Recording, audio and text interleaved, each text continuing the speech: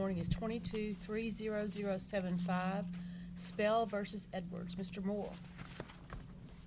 Thank you, Madam Chief. We're excited to be here too, even though I'm from Alabama, and next week I know what's going to happen. Unfortunately for us, maybe, but my wife's a big Texas A&M fan. She wanted to be here next week.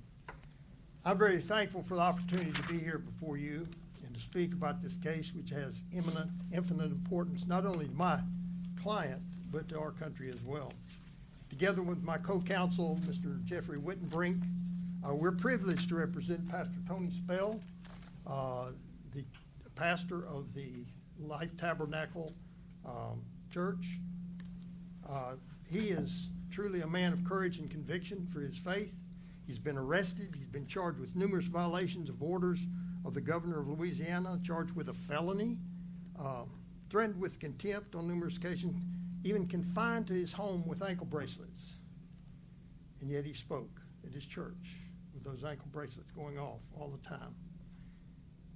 He's been mocked, ridiculed, embarrassed simply because he stood for his duty to preach the gospel. We contend that the defendants in this case have not only exceeded their discretionary authority, but have violated clearly established constitutional rights, both of the United States Constitution as well as the laws and the Constitution of the state of Louisiana. And we're not alone in this belief. On October 23rd, 2020, just 5 months after we filed this case, the Louisiana House of Representatives tried to stop the governor of Louisiana from his abuse of power. I will turn to the section in Louisiana Homeland Security. Just a second, Mr. Moore. The mics are too hot, and so it's making this ringing sound. So, I'm sorry. I apologize, sir. Yes, ma'am. Can I ask a quick question, since I did interrupt you already now? Yeah. Do you have cases under the statute in Louisiana? I mean, do you have claims under the Louisiana statute, or are you only bringing straight up Constitution claims? We're bringing both the state, You are bringing the United States Constitution, and the state of Louisiana's basically mimic those rights. It goes toward Under the Louisiana statute? in the Louisiana statute. Yes, ma'am. Okay, thank That's you. the Louisiana Homeland Security and Emergency Assistance and Disaster Act, 29 revised statute 29724. No, I'm asking about the religious liberties statute of Yes, ma'am. Louisiana, Yes, not ma'am. the, We not have that, the emergency statute. Yes, ma'am. It says basically in section 736, nothing in this chapter shall be interpreted to diminish the rights guaranteed to all persons under the Declaration of Rights and the Bill of Rights of the United States Constitution. And then there's a separate statute for religious liberty. I had a question about your constitutional claims. Yes, ma'am. If I'm wrong, tell me. In reading your brief, it seemed to me you're taking a fairly categorical approach, that there's no restriction on the ability to congregate and worship that's permissible. Right. You're not saying if they dial back the order saying every 6 feet or as many as your church can accommodate as long as you can socially distance. You're saying there's no medium in there. It's all. They cannot regulate at all. It's a wall of separation between church and state, and basically comes out of Everson versus Board of Education on February 10th, 1947. And I'll get to that. The Supreme Court's decisions, the 3 that you cite multiple times, seem to recognize there is some leeway for a state to regulate in a pandemic. Do you agree with that or not? Not on size of church, no, ma'am. We don't agree with that. Mr. Moore, this came up at your last argument, that you made this more absolute argument, but your co-counsel made the argument that you were also making the leukemia argument, that you can't be treated less well than other entities. That the idea that if you have the shopping mall and the airport and the other protests and everybody else can get together, you can't treat faith less. And your co-counsel reiterated that you were indeed making that argument, which was in your complaint. You are making that argument today still, right? I'm making that argument today, yes, ma'am. Okay. Where did you brief that argument? You laid out the factual allegations, certainly, It's in the an front Emerson part, versus but Board of I didn't Ed- see any cases that said, even if the state can regulate to some extent, this violated the Constitution because did you put in evidence of what would have been under the Supreme Court's decisions, what Yes. would have been constitutionally sound? Yes, ma'am. We went back to Everson versus Board of Education. That case is very special to me. It came out on February 10th, 1947, and back then the media wasn't as certain as it is today. I was born the next day on February 11th.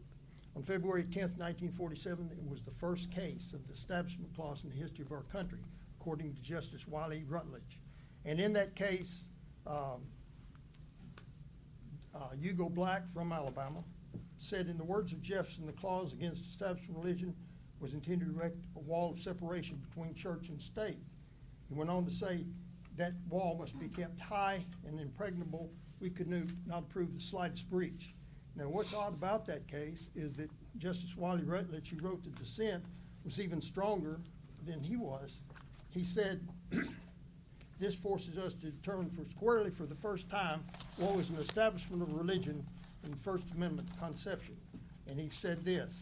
He said that Madison, who wrote the Memorial Remonstrance, which was attached to that opinion, Everson versus Board of Education, said, was certain in his own mind that under the Constitution there is not a shadow of right in general government to intermeddle with religion, and that this subject is for the honor of America perfectly free and unshackled. The government has no jurisdiction on it. What I'm trying to say is when the governor of Louisiana did this, he knew, and everybody knew, he has a staff of attorneys much bigger than our staff, that there is a jurisdictional limit on intrusion by the state into the church. And even the state of Louisiana, which tried to restrict his powers, they tried to end his emergency powers, and they, under the statute, said the legislature, by petition signed by a majority of the surviving members of either house, may terminate a state of disaster, may establish a period during which no other declaration of emergency may be issued, and thereupon the governor shall issue the executive order or proclamation ending the state of disaster or emergency. Instead of doing that, Governor Edwards sued the legislature of his own state, the ones that gave him this power, and said that they had violated the Constitution. In less than 3 weeks, the Federal District Court of Louisiana dismissed our case. On June 10th, however, some 7 months later, both houses of the Louisiana legislature issued a concurrent resolution citing a recent United States Supreme Court case of Roman Catholic Diocese of Brooklyn versus Cuomo.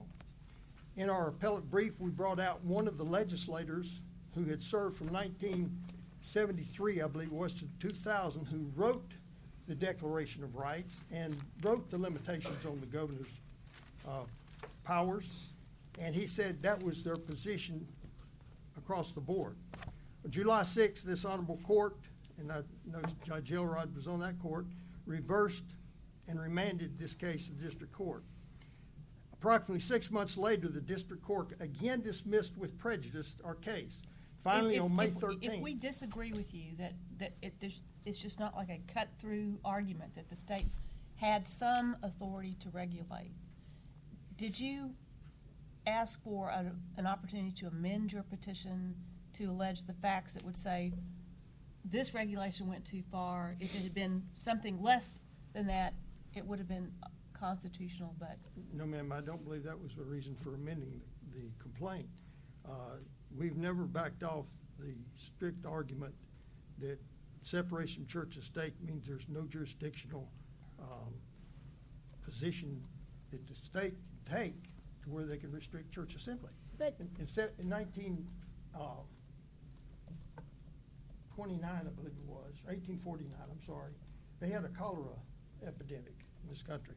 The president was Zachary Taylor. Zachary Taylor urged people to come from their secular works and gather in churches to pray to God. Their belief, their faith was so much stronger then that they had no problem. They didn't restrict churches then and had high death rates. But Mr. Moore, perhaps I misunderstood your briefs, But I thought your briefs argued that other entities were allowed to remain open, and that there were these, you focused specifically, I think, on the, and I'm not here to say whether it's right or wrong, but you on the BLM protest was what I thought was a focus of the brief, to say that these rules were only against religious entities and not against other gatherings. I thought that was throughout the brief. So is that not correct? We argued throughout the brief that that's what happened, yes. And that's what not, makes it wrong under leukemia. That's what makes it wrong under Everson. Well, I under asked you this before, and I'm going to ask you this again. Yeah. If you can win under leukemia and you can't win under Everson, are you going to pass on a win? And I'm not foreshadowing. I'm just asking, what is you are the master of your case here today, sir. If the case law is not such that there is this impregnable barrier between church and state, such that there can be no regulation among all kinds of entities, but the law is instead that you can't treat religious entities different than other entities. If that is the law in the United States, are you saying that you don't wish to argue that theory, even if you could prevail on it? Because I thought last time you said you did wish to, your co-counsel said you did. And so but today I'm very confused. Well, don't be confused, madam. I appreciate the question. We can't win on any other argument. It's a loss because it violates the United States Constitution, the first Establishment Clause case in their history. It's never been backed off of. They've never had anyone even presented to the case. In fact, Justice Thomas said our Establishment Clause jurisprudence is in shambles. He said it's confusing. And he said that in Utah versus American Atheist case in 2011. Our case stands for the proposition of what the first Supreme Court that addressed this problem said. It says no, and I'll like to read that very quickly if I could. Said, this is Justice Hugo Black, and he said, the establishment of religion of the First Amendment means at least this: neither a state nor federal government can set up a church. Neither can force nor influence a person to go to or remain away from church against his will. No person can be punished for entertaining or professing religious beliefs or disbeliefs for church attendance or non-attendance. That's pretty direct in this case. We submit that if we argue any other position, I've pointed out in our briefs, yes, that they have treated us differently. But the basis of our argument is that there is no jurisdiction to limit a church attendance. Not under, in fact, I think Justice Alito, or one of the justices, said that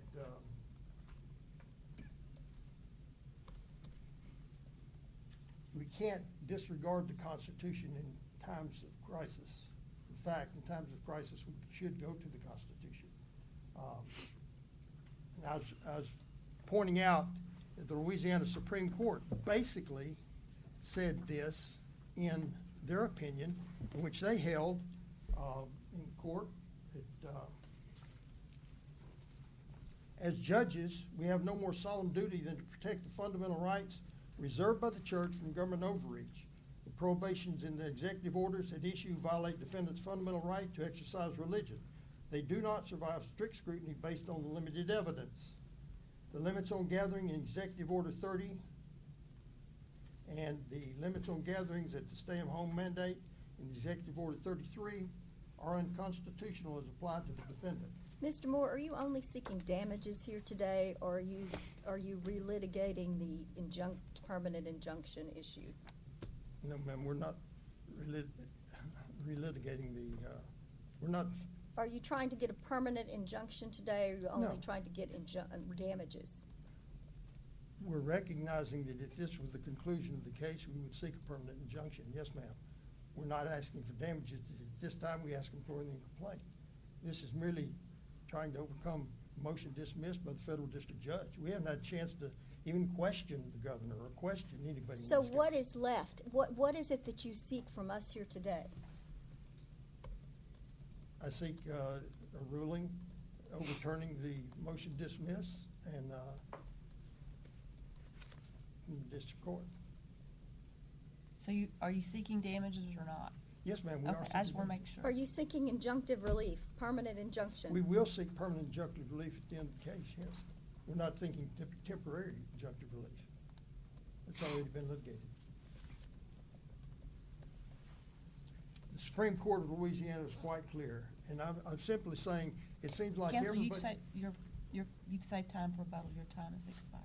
Oh, Thank you. yes, ma'am. Thank you.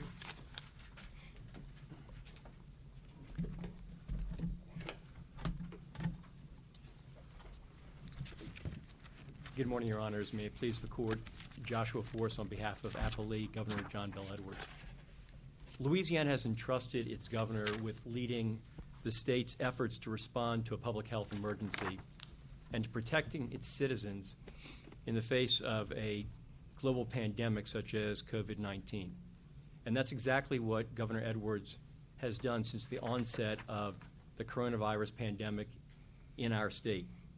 On March 11th, 2020, Governor Edwards declared a public health state of emergency in Louisiana because of COVID-19, and then issued a series of proclamations based upon state and national public health guidance to stem the spread of the disease in Louisiana. The very last of the challenge proclamations that is at issue in this appeal expired on June 5th, 2020, less than 4 months after the governor declared his public health state of emergency, and it coincided with Louisiana moving from phase 1 of reopening into phase 2 of reopening. Mr. Moore mentioned efforts by the Louisiana House of Representatives to end the governor's state of emergency. Those efforts are irrelevant to the appeal today.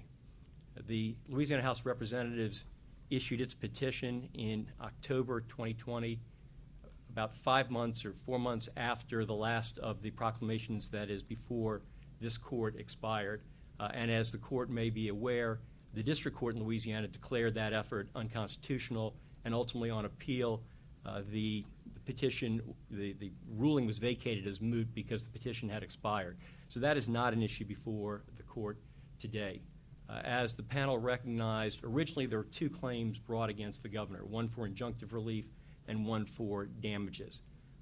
I'm not entirely sure whether the appellants are still seeking injunctive relief or not, but that issue's been waived in this appeal.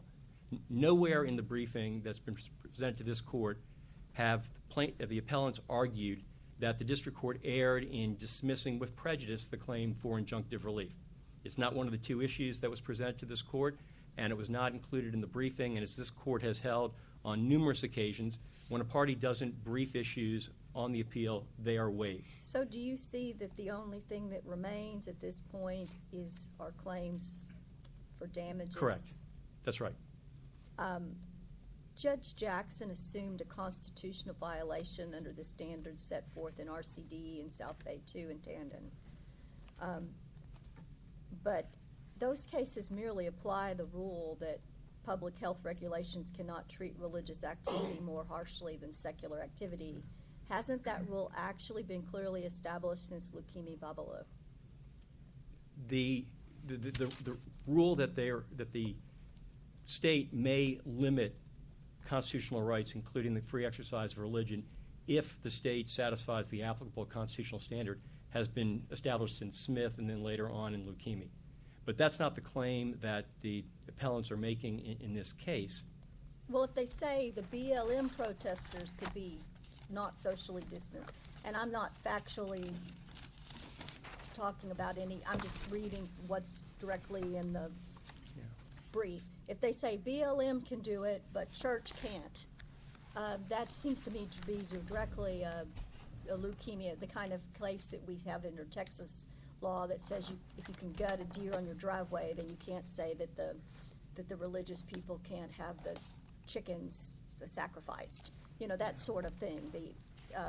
We have that case law that in this circuit. So it's the same idea that you can't treat religious people differently than other secular purposes. And Your Honor, if I may make 2 points, one briefly and one more specifically to the argument that you've referenced.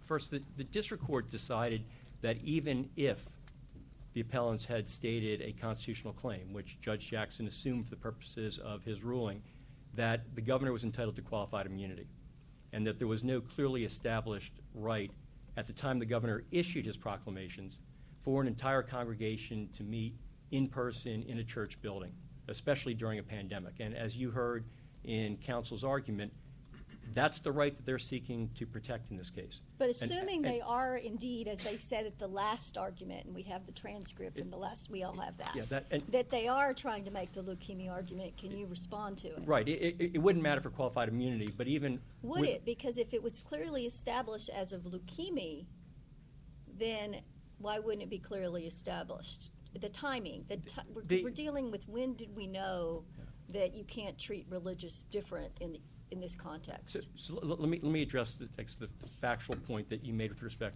to the Black Lives Matters protest. The argument has never been that the governor's proclamations didn't extend to those protests. That's not the argument that the appellants have made. Excuse me. It's not the point that Judge Ho made in his dissenting opinion in the first appeal in this case. The argument was that the governor didn't apply the standards the same way to the protesters as he applied it to the churches. I think that argument is a straw man argument.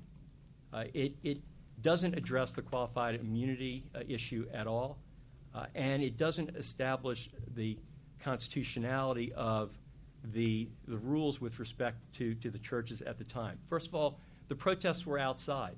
They were not inside, and that's what this case is about. This case is about whether or not the governor could legally limit gatherings inside of large groups of people. What about shopping malls, which were also allowed to remain open? Well, again, at the time that the governor issued the proclamations, the governing precedent allowed for him to make that distinction. And what case is that? I'm confused Yes. by what you're.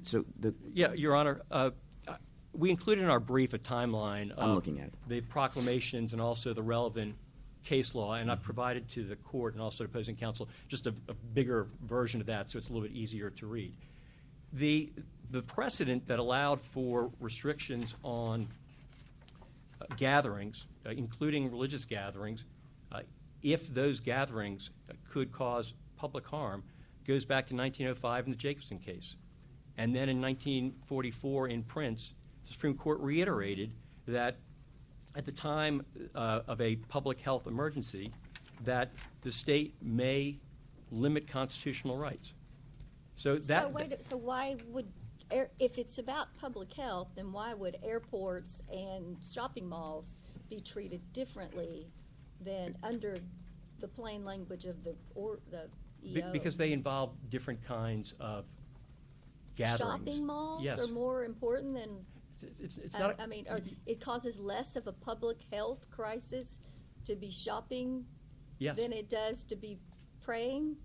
It's not a question of whether you're asking how much something costs or praying. The question is whether or not you're in a large inside gathering in close proximity where the whole purpose of being in that area is to speak, sing, listen to somebody else speaking. What about the food court that's at what the mall? Excuse me? Isn't the food court of the mall at least as dangerous as the worship center? Assuming your mall has a food court, but most malls have a food court.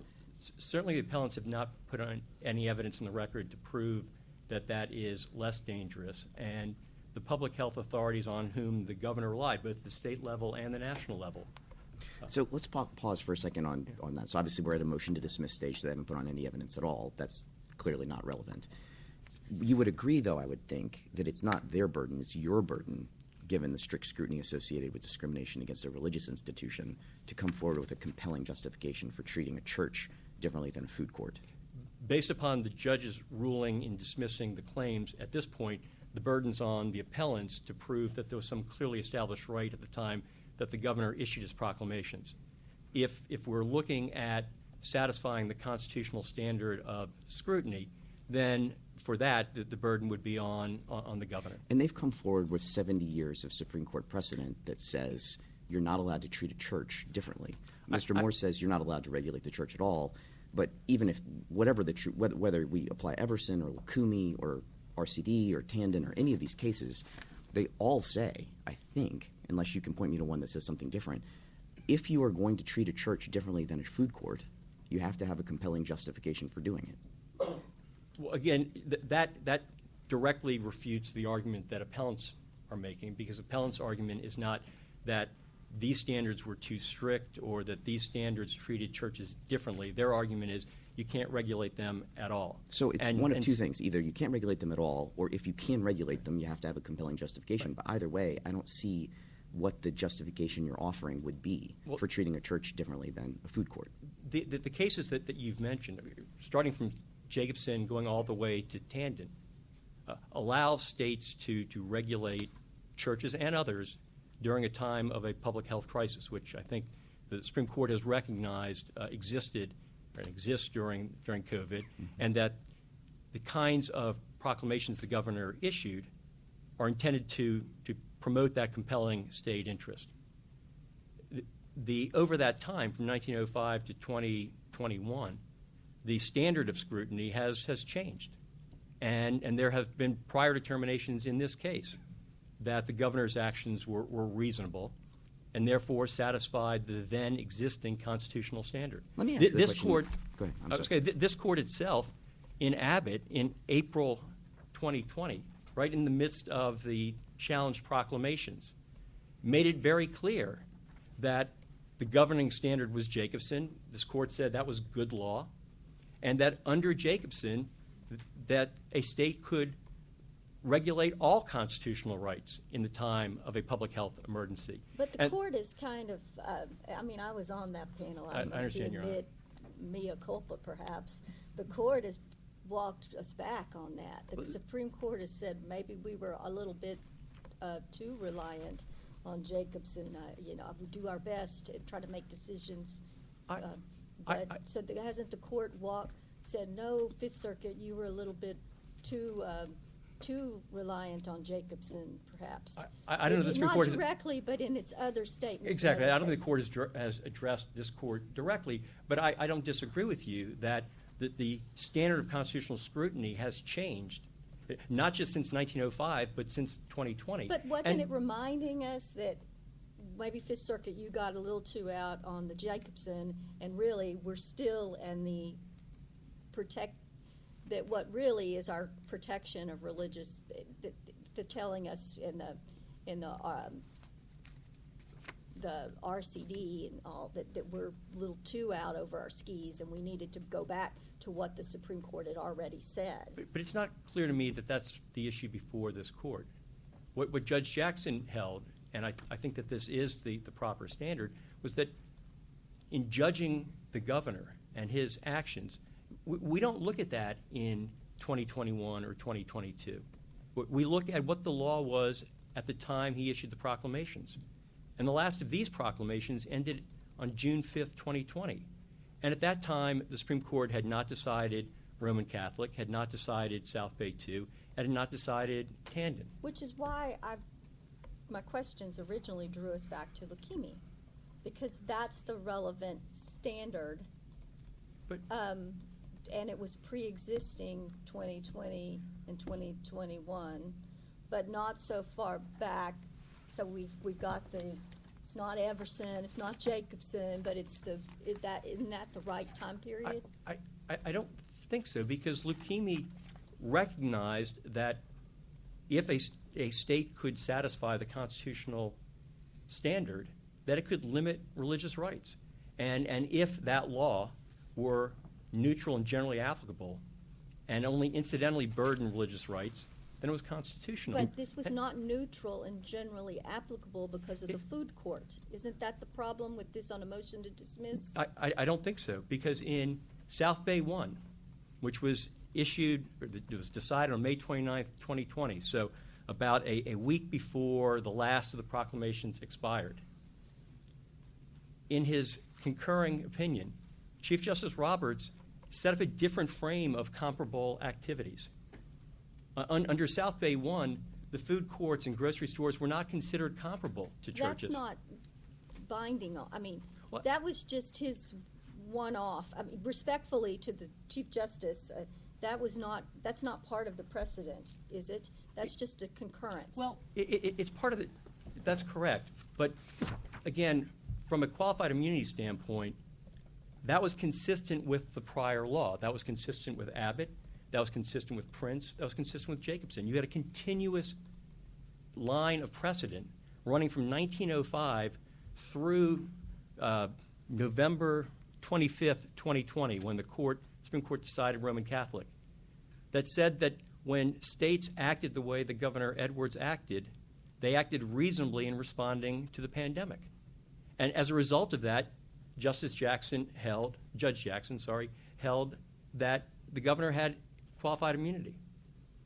And the appellants have not cited a single case that clearly established a right by June 5th, 2020, to be free from any regulation of church gatherings, or in particular to be free of these limitations on church gatherings. But by the time what evidence in the record did anybody put in on the difference between a church and a food court in a mall or other places in a mall?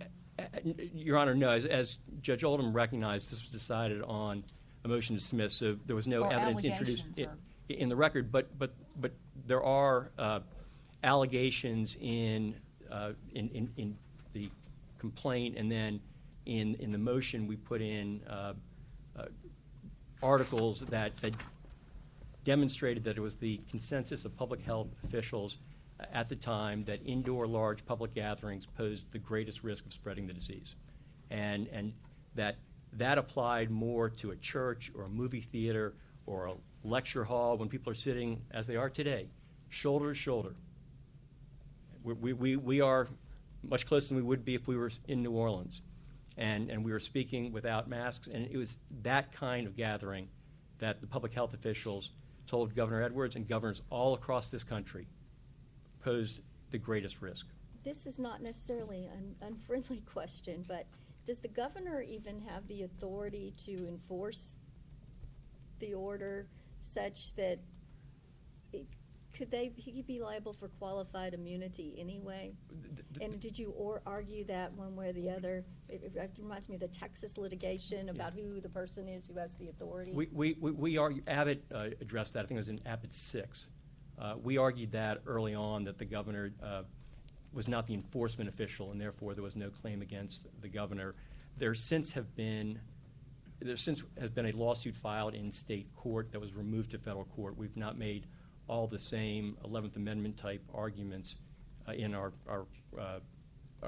appeal that we made in the district court at various stages. But we did make that argument early on.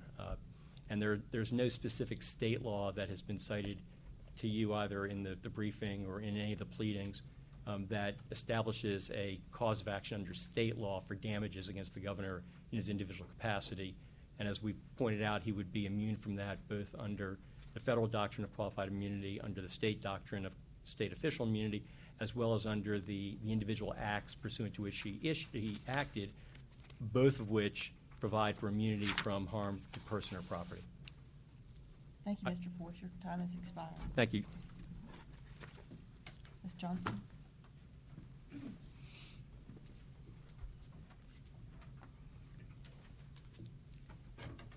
Good morning.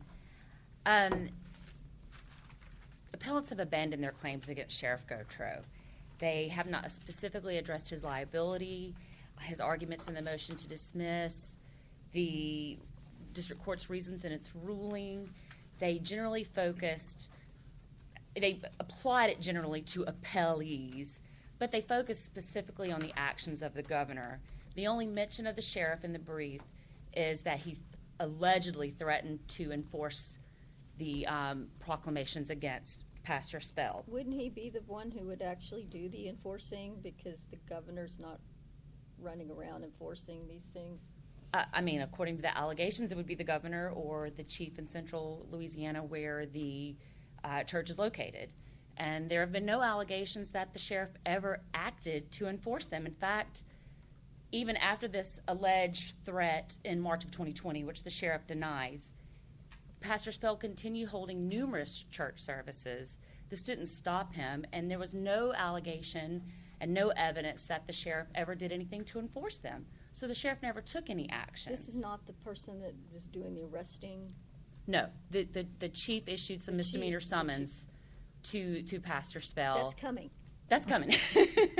But no, the sheriff, and there's no allegation and there's no evidence that the sheriff ever did anything to enforce them. So, as we've argued. But if he did threaten them, why wouldn't that be enough? He has authority, he's a sheriff. Well, as the district court said in its rulings, is there was never any real or imminent threat because he continued conducting these services. But even if it were a constitutional violation to threaten to enforce them, he's entitled to qualified immunity because the proclamations had the force and effect of law in March of 2020 at the time that the alleged threat was made, and he would have been reasonable to enforce. I don't understand why it's not a real or imminent threat just because you continue with the conduct. Your decision to continue with the conduct could be in spite of the real or imminent threat, like, Martin Luther King realized he'd going to the Birmingham jail. It doesn't mean that you don't really think they have the power. It means that I'm going to do this because of my conscience, no matter what. Well, I don't know what the case law is on that. That hasn't ever actually been briefed, but the sheriff never did anything beyond the alleged threat. And even if he did, he's entitled to qualified immunity, and that's what our argument has been the whole time in the motion to dismiss and here before this court. And I understand that this court recognizes the importance of qualified immunity to these public officials. So even if that were a constitutional violation, he's still entitled to qualified immunity because he would be objectively reasonable in acting pursuant to valid law. There's never been any. Can I ask you a question about that? Okay. So imagine, I realize you dispute it, but just take my hypothetical for a second. Sure. Imagine that the executive order is actually unconstitutional. Why does it matter that the executive order has the force and effect of law? Doesn't the sheriff have an independent obligation to know the Constitution and its meaning and application to the governor's proclamations? Well, as set forth earlier by Mr. Force, in March of 2020, all indications were that the governor was acting and pursuant to his authority and valid law. There was never any indication that he did not have that authority. Which is why I'm asking you to assume this for me. Okay. Right. So I'm asking you to don't fight the hypothetical. Just assume the executive order is unconstitutional. It wouldn't matter that the executive order was issued pursuant to Louisiana law because the sheriff would have an independent obligation to understand the context of the First Correct. Amendment. I'm sorry, I misunderstood the question. No, Sorry. it's fine. But yes, and so anything he did after it was unconstitutional would be. But at the time, even the state court judge was enforcing the proclamation. So surely if someone with a law degree who is sitting on the bench believes that they were not unconstitutional, or even if they were enforcing them, the sheriff was reasonable in potentially enforcing them, I should say. But, and again, this is all for qualified immunity. It's all the sheriff's actions were objectively reasonable at the time, in March of 2020, at the beginning of a pandemic when public health was at, everybody's focus. And this court had looked at it and very soon thereafter, in April of 2020, and determined that the governor had the authority to do that, to issue these proclamations. I believe my time is up. Thank you, Your Honors.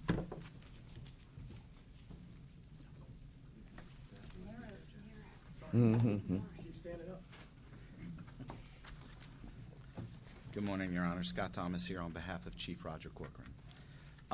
I, too, have obviously argued in my brief that the claims against the chief are abandoned for all the reasons that Ms. Johnston has said.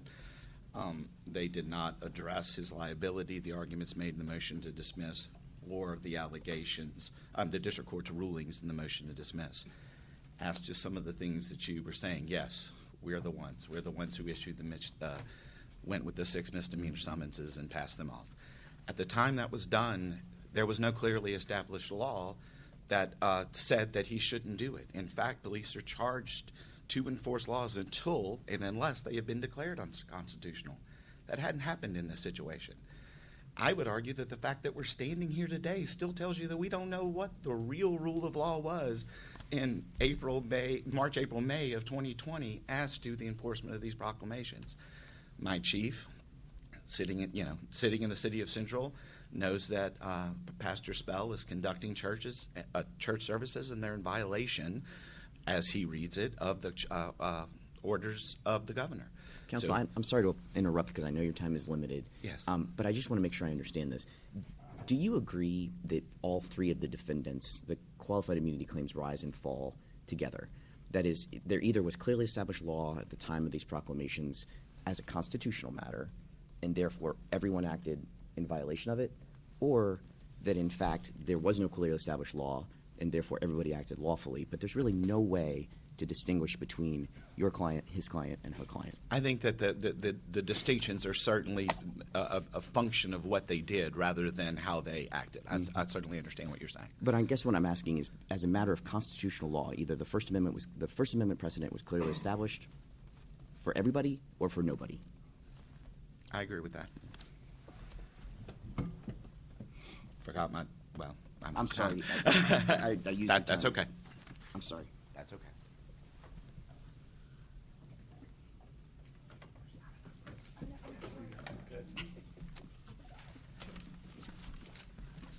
Mr. Wittenbrink? Yes.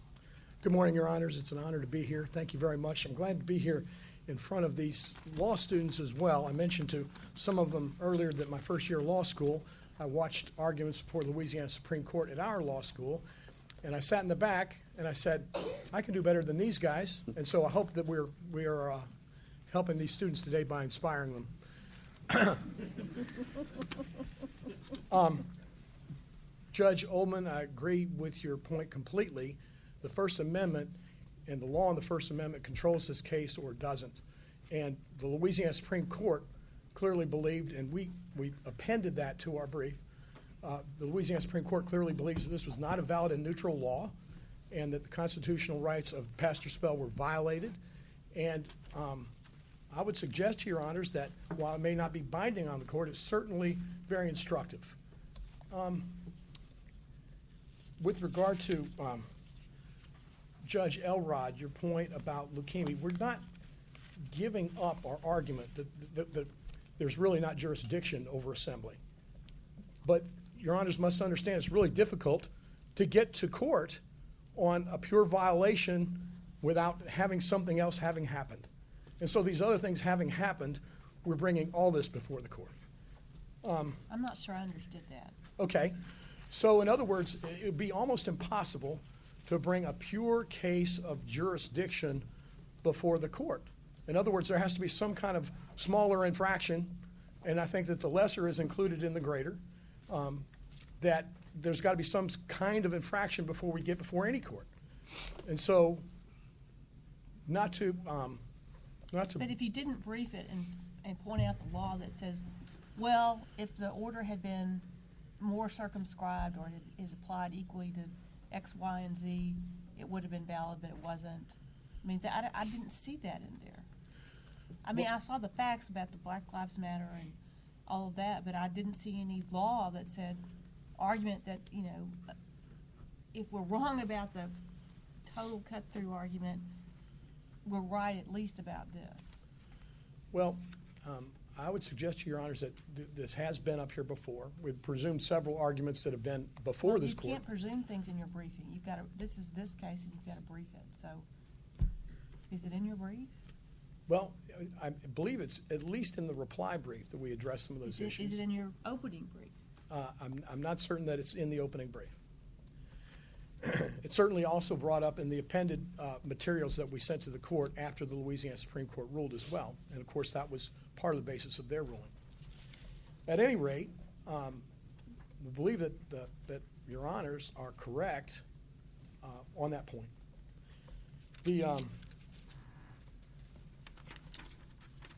What case says that a food court is different from or the same as a church? So I believe that was going to be in the food court case would have been part of the arguments brought up by Justice Gorsuch, I think in one of his concurrences, or in South Bay 2, or in Roman Catholic Diocese. I can tell, Your Honor, that I do agree with Judge Elrod about the leukemia case and the fact that this should have been at least brought up, that the discrimination, it's not necessarily that churches are to be treated equally, but they can't be treated less. And that's the point. Justice Gorsuch said, actually, we have to consider enumerated rights more than other rights that have been developed through the jurisprudence. I think that's the point he was making about Abbott, Your Honor, that you brought that up, that he came out and said, listen, the enumerated rights in the Constitution have some weight and have some meaning, and you can't throw them out because there's an emergency. And that's the main point. Now, I want to address qualified immunity real quickly. These executives, Sheriff Gautreaux is an executive, and he's trained. They get post-training, which includes training on the Constitution. Both of these officers are executives, and they both get training on the Constitution. They both had to know and read the First Amendment. They get special training in Fourth, Fifth, and Sixth Amendment. They're not lawyers, but the meaning of the Constitution is pretty plain. Were there dissenters in any of these cases at the Supreme Court?